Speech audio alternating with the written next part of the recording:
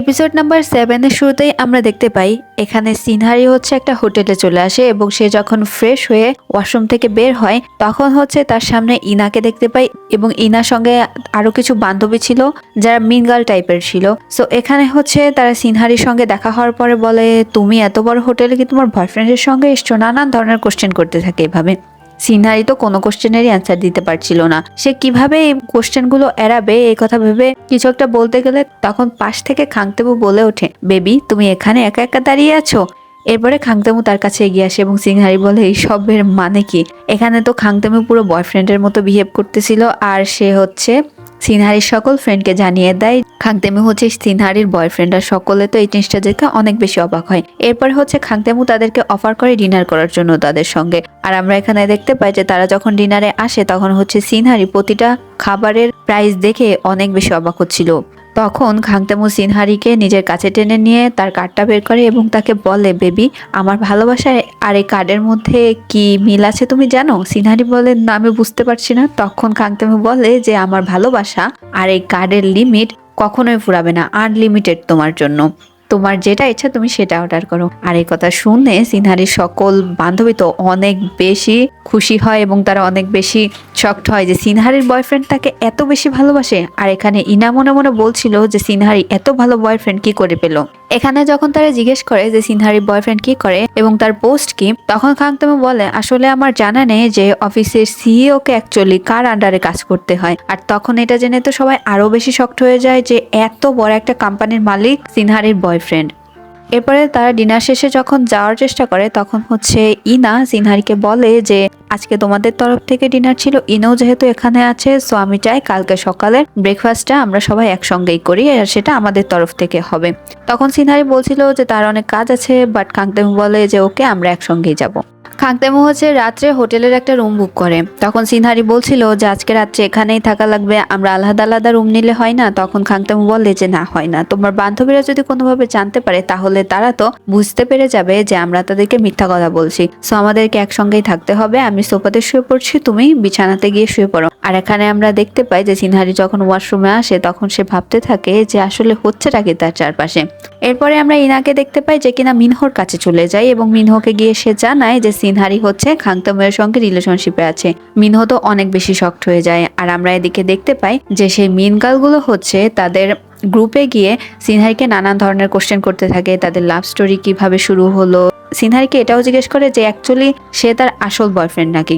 তখন খাংতেমু বলে, তুমি বলো যে হ্যাঁ আমি তোমার আসল বয়ফ্রেন্ড, আর তুমি যদি এটা টাইপ করতে না পারো তাহলে আমি এসে টাইপ করে দিচ্ছি, তোমাকে কষ্ট করা লাগবে না। সিনহারি তখন বলে, না না না না, তার কোনো প্রয়োজন নেই, আমি টাইপ করে নিতে পারবো।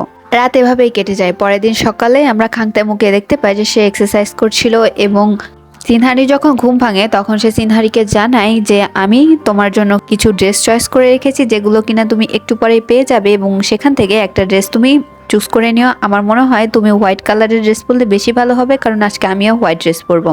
এরপরে আমরা দেখতে পাই একটু পরে ড্রেসগুলো চলে আসে এবং সিনহারি হোয়াইট কালারের ড্রেস পরে।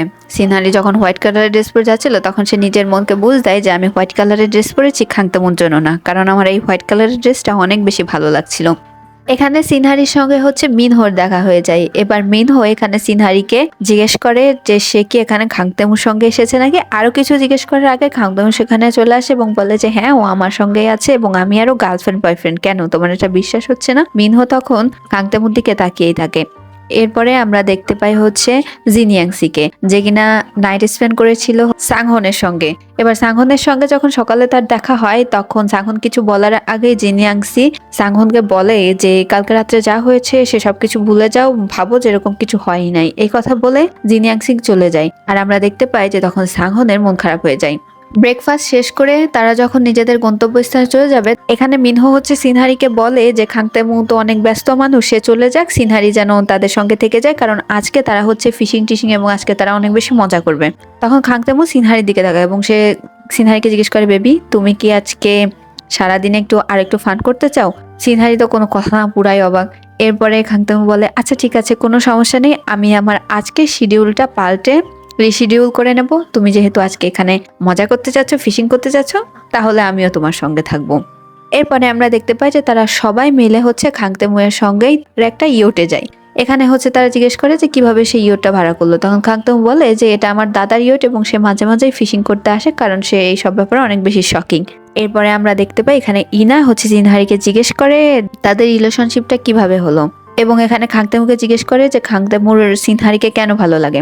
তখন খাংতেমু বলে যে সিনহারি অনেক বেশি সুন্দরী এবং সিনহারি সবকিছুই তার ভালো লাগে। তখন আমরা দেখতে পাই যে খাংতেমু আসলে নিজের মনের কথাই বলছিল, কারণ প্রিভিয়াস যখন খাংতেমুর সঙ্গে সিনহারির দেখা হয়েছিল সেই সিনগুলো খাংতেমুর ফ্ল্যাশব্যাকে আসতে থাকে। আর আমরা এখানে দেখতে পাই ইনো তো এদের দুইজনের এরকম রোমান্টিক কথাবার্তা শুনে অনেক বেশি জ্বলছিল।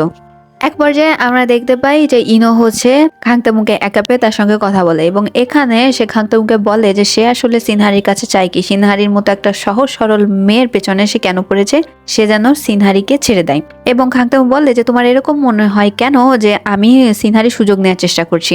তখন মিনহো হচ্ছে বলে যে কারণ খাংতেমু হচ্ছে অনেক বড় লোক এবং সে তো যে কোনো মেয়ে পেয়ে যেতে পারে, সিনহারির মতো একটা সহজ সরল মেয়ের জীবন সে কেন নষ্ট করতে চায়।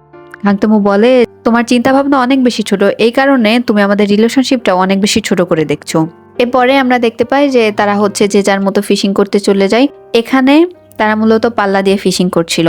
এভাবেই কিছুক্ষণ কেটে যাওয়ার পরে আমরা দেখতে পাই যে সিনহারির এক সময় পেটে ব্যথা শুরু হয়ে যায় এবং সিনহারি অসুস্থ হয়ে পড়ে। এরপরে খাংতেমু তাকে নিয়ে চলে যায়। এখানে মিনহো বলে যে সে তাদের সঙ্গে যাবে, বাট খাংতেমু বলে যে না, তার কোনো প্রয়োজন নেই। আমরা দেখতে পাই যে খাংতেমু অনেক দ্রুত ড্রাইভ করে এবং এখানে সিনহারি বলছিল যে আপনি আপনার কাজে চলে যান, আমি এখান থেকে ট্যাক্সি নিয়ে যেতে পারবো, বাট খাংতেমু বলে যে না, আমি তোমাকে নিয়ে যাচ্ছি। হসপিটাল থেকে বের হয়েই হচ্ছে সে গাড়িতে উঠে ঘুমিয়ে পড়ে। এরপরে একটু পরে যখন সিনহারি চোখ খুলে সে দেখতে পায় যে খাংতেমু তার পাশে বসে আসে, তখন সে খাংতেমুকে বলে আমি অনেক বেশি দুঃখিত, আমি গাড়িতে ঘুমিয়ে পড়েছিলাম। তখন খাংতেমু বলে যে না, কোনো সমস্যা নেই, তুমি ঘুমিয়ে পড়েছিলে এই জন্য আমি আর তোমাকে ডাকি নাই, চলে।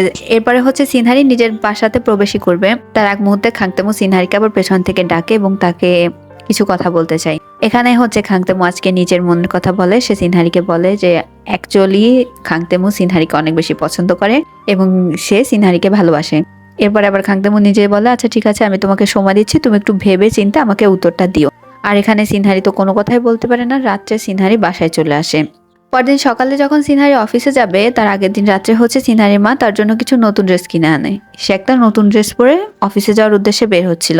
সবাই তখন তাকে বলে যে সিনহারিকে অনেক বেশি সুন্দর লাগছে আজকে। সিনহারি মনে করে যে আমি যদি এত সাজুগুজু করে যাই তাহলে খাংতেমু মনে করতে পারে যে তার প্রপোজের জন্য আমি এত সাজুগুজু করে যাচ্ছি, এবং আমার অ্যান্সার হচ্ছে হ্যাঁ, সাজুগুজু করে অফিসে যাওয়া যাবে না। এদিকে আমরা দেখতে পাই যে খাংতেমুর দাদা খাংতেমুর কাছে আসে এবং এসে বলে এটা কি। সিনহারির একটা ছবি সে নিয়ে আসছিল, সিনহারির ফেস দেখা যাচ্ছে না, পেছন থেকে দেখা যাচ্ছে। সে বলে যে তুমি গুমহিকে চিট করছো। দাদা তো আর জানতো না যে গুমহি এবং সিনহারি হচ্ছে একই পার্সন। তখন খাংতেমু বলে গুমহি এবং আমার ব্রেকআপ হয়ে গিয়েছে এবং ও হচ্ছে আমার নতুন গার্লফ্রেন্ড। তখন দাদাজি হচ্ছে খাংতেমুকে অনেক বেশি রাগ করে যে গুমহির মতো এত একটা ভালো মেয়ের সঙ্গে তুমি চিট করলে, আমি তো এটা মেনেই নিতে পারছি না, না লায়ক, এই বলে সে হচ্ছে খাংতেমুকে মারতে চায়। এরপরে সে মাথা ঠান্ডা করে বলে শুনো সাংহন, ওর জন্য আবার নতুন করে ব্লাইন্ডেড দেখা শুরু করো। অপরদিকে আমাদেরকে সিনহারি এবং জিনিয়াংসিকে দেখানো হয়। এখানে তার একটা রেস্টুরেন্টে দুই বান্ধবী নিজেদের মনের কথা বলছিল। এখানে হচ্ছে জিনিয়াংসি বলে যে সে সাংহনের সঙ্গে নাইট স্পেন্ড করেছে, তাদের যে কি হয়েছিল ওই রাত্রে তার কিছুই মনে নেই। এজন্য সে হচ্ছে সাংহনকে বলেছে সবকিছু ভুলে যেতে এবং চলে এসেছে সেখান থেকে। আর এখানে আমরা দেখতে পাই যে সিনহারি হচ্ছে তার বান্ধবীকে বলে যে তার এবং খাংতেমুয়ের কথা কি কি হয়েছে। এখানে জিনিয়াংসি বলে যে আসলে খাংতেমুকে নিয়ে সিনহারি ভেবে দেখতেই পারে, আর খাংতেমু এতটাও খারাপ নয়। এই নিয়ে দুজন হাসাহাসি করতে থাকে। এখানে আমরা দেখতে পাই যে রেস্টুরেন্ট থেকে বাসায় ফেরার পথে তখন সিনহারির আবার প্রপোজালের কথা মনে পড়ে।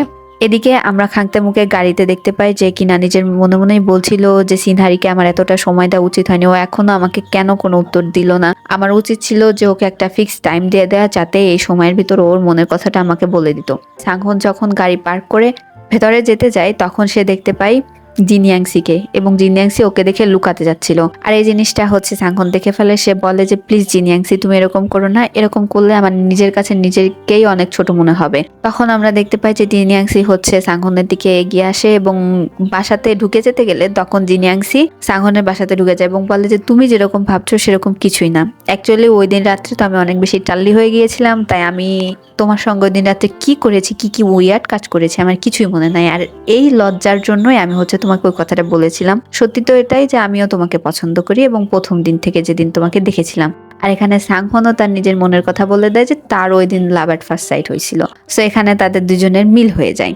অন্যদিকে আমরা দেখতে পাই যে সিনহারি যখন এদিন অফিসে যায় তখন সে দেখতে পায় যে তাদের অফিসিয়াল যে গ্রুপটা আছে সেই গ্রুপে হচ্ছে একটা ছবি অনেক বেশি ভাইরাল হয় যে খাংতেমু একটা মেয়ের সঙ্গে দাঁড়িয়ে আছে বোটের উপরে, যেটা কিনা সিনহারি ছিল এবং সিনহারির মুখটা কোনো কারণে চুলে পুরো ঢেকে গিয়েছিল। সো এখানে সকল টিম মেম্বাররা বলা বলি করছিল যে এটা কোন মেয়ে হতে পারে, নিশ্চয়ই অনেক বড়লোক ঘরের কোনো মেয়ে, নিশ্চয়ই অনেক বেশি সুন্দরী। আর এখানে সিনহারি মনে মনে বলছিল যে এরা যদি জানতো যে এটা আমি তাহলে এদের কি অবস্থা হতো। এদিকে আমরা হচ্ছে খাংতেমুকে দেখতে পাই যে সে মিটিং এ অফিসের যে কোনো কাজে শুধু তার সিনহারির কথাই মনে পড়ছিল এবং সে ভাবছিল যে সিনহারি এখনো কেন তার কোশ্চেনের অ্যান্সার দিল না। আজকে হচ্ছে একটা শুট ছিল যেটা কিনা ইনো এবং সিনহারির টিম মেম্বারের এই মেয়েটার সঙ্গে ছিল। বাট সমস্যা হচ্ছে এই মেয়েটা স্ট্রেস রিলিভ করার জন্য যে ওষুধটা খেয়েছিল সেটা খেয়ে সব পুরোপুরি টালি হয়ে যায়। সো এন্ড মুহূর্তে সিনহারিকে সেই মেয়ের জায়গাতে অভিনয় করতে দেওয়া হয়। এবার যখন ভিডিও চলছিল তখন তো ভিডিও প্রথমে খুব সুন্দরভাবে চলছিল, এরপরে খাংতেমু এখানে দেখতে আসে তখন সে দেখে যে ওই মেয়েটার জায়গায় সিনহারি রয়েছে এবং খাংতেমু তো মিনহোর পাশে সিনহারিকে দেখে তার একটু জেলাস বোধ হচ্ছিল।